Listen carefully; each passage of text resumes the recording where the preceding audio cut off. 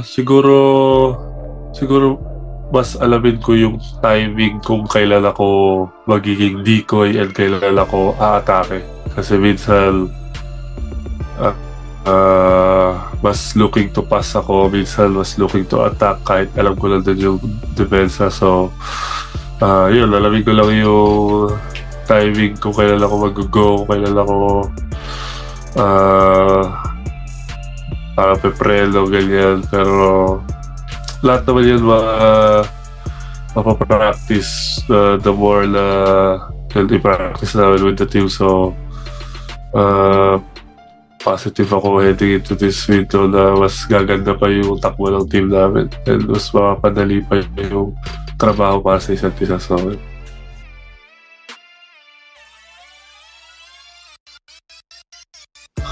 most of them nakalaban ko lang sa Australia, nakita ko lang maglaro. So, hindi ako masyadong worried. I mean, hindi ko pala kita yung team bukas pa lang.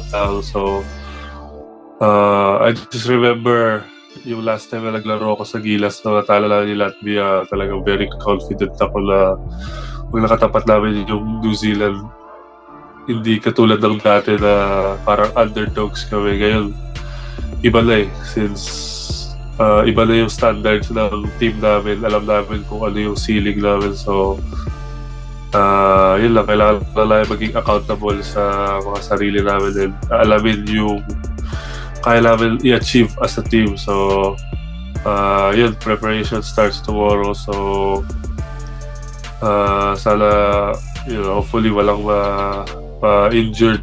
Pero if healthy kami all throughout the training camp hanggang sa game, confident ako sa malalaro namin.